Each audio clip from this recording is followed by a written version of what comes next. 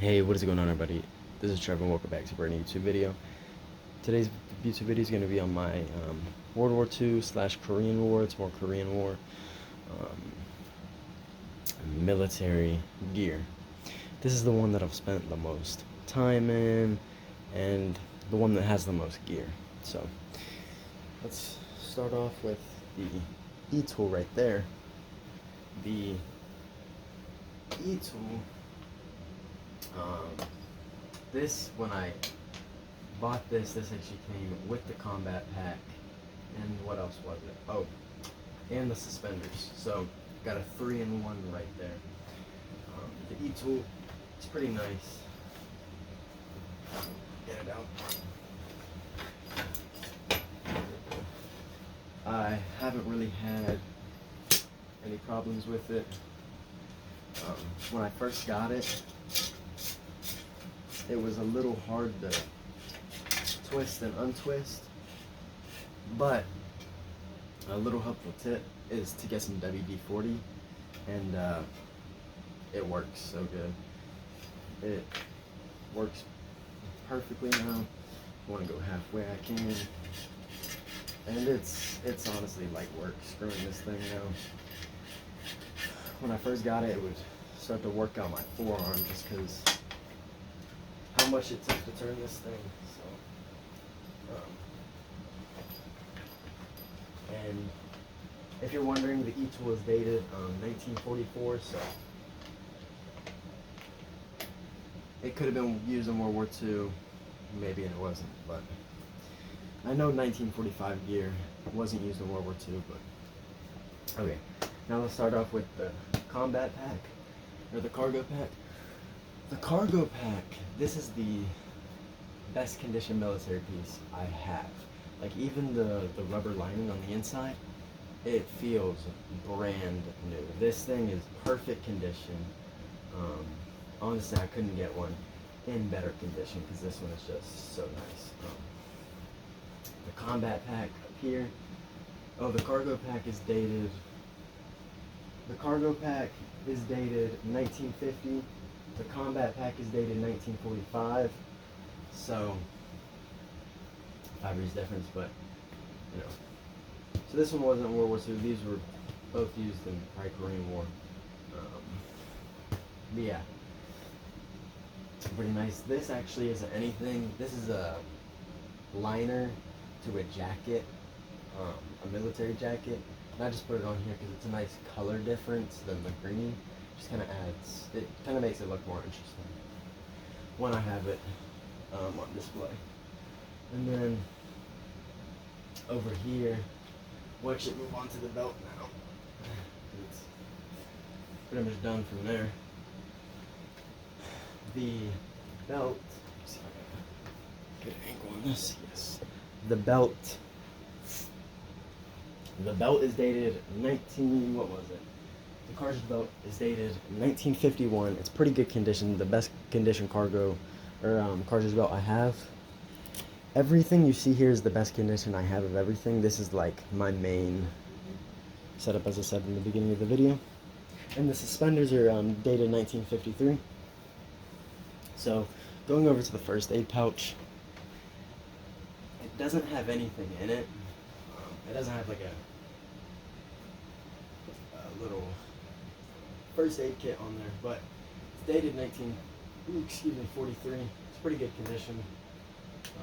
Yeah, it doesn't match the green that I was going for everything else, but it matches that liner I have right there, and I kind of like it like that color because before I even had any military gear whatsoever, I would always see like YouTube videos and stuff like that of people having the first aid pouch and it would be that color. And I remember when I was about 12, there's an old YouTube video I had on my channel. I put it on private, but I made one out of some khaki pants to kind of emulate that color. And so it kind of just reminds me of like before I had any military gear whatsoever, because this first aid pouch is honestly kind of what got me into military gear. It wasn't my first piece of military gear, but when I was younger, I would always want that pouch. So, just reminds me, you know, makes me realize like how far I've gotten. Kind of sounds corny, but you know. Anyways, the Canteen, dated 1944, pretty good condition. Only has one dent, and a life pack actually. Okay, so military canteens, World War II canteens, most of the time the corks are in bad condition. But what you can do is you can get a cork from like a wine bottle or whatever, and you can cut it into a strip with your knife. Oops, it would focus. And then get some fine grit sandpaper. Well, start off with kind of like a rough grit, maybe like 300, and then get really fine to like 1,000 or 3,000 grit. And you're left with these coin-shaped cork pieces, and make sure the cork fits in here. And the corks that I had, they fit perfectly in the cap.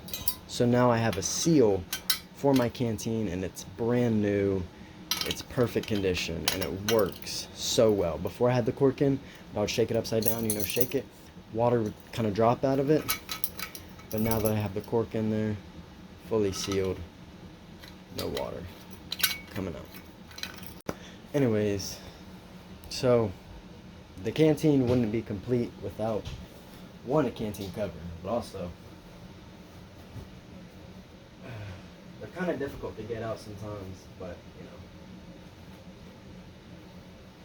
it wouldn't be complete without a canteen cup. This one works. It can be a little difficult, and as I say that, I get it first time, but canteen cup, no rust or anything in here, pretty good. This is an aluminum one. Actually, I don't actually know which one this is, but as you see, dated 1944. Canteen, dated 1944, so same year. So these are probably the original ones that came with each other. They work. Nice. So put this back in here.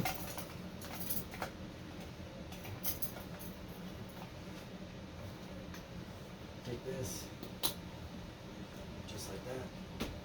And now we are on to my bayonet.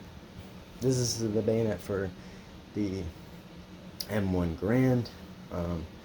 It's also the most expensive military piece I've bought so far, but it's worth it. Let's go. This is the bayonet. It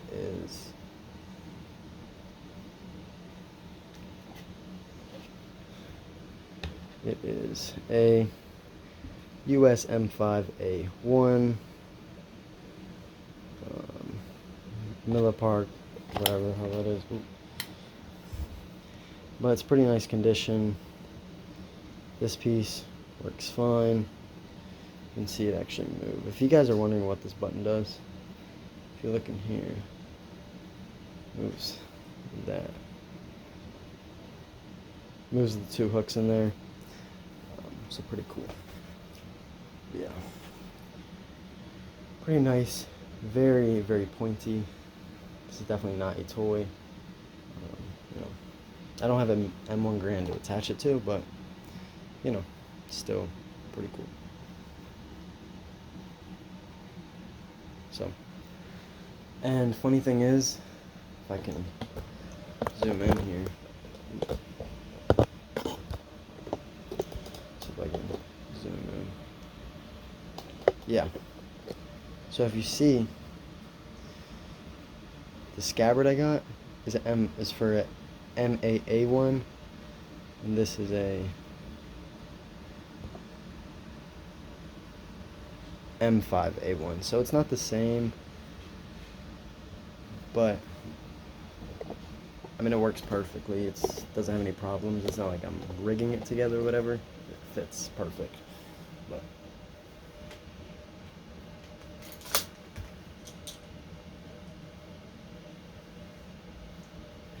this can be a little. Okay, I got it. As I was saying, it can be a little difficult, but it's not too bad. Anyways, I'm about to show you what it looks like when I have it on, and yeah. Alrighty, and this is what the military gear looks like on me. First aid pouch. Get a little lower. Nice. Got the bayonet, canteen. I can still, take it out with pretty much no difficulty. Snaps in just like that. And yeah, I actually do want to get something to put here because if you can see, it sags down on this side. So I think I might get a pair of wire cutters and attach them back there, but that's for a later day. Fits me really nice. The cartridge belt, amazing. The e-tool. So yeah, and if you're wondering what I have in here, it's just some pillows to stuff it out and not add too much weight. Just when I have it on display. But yeah, so that's pretty much it. That's pretty much all the things I have to say about my military gear, about this specific setup, military gear. So yeah, hope you guys enjoyed this video. I'll see you guys in the next one. Peace.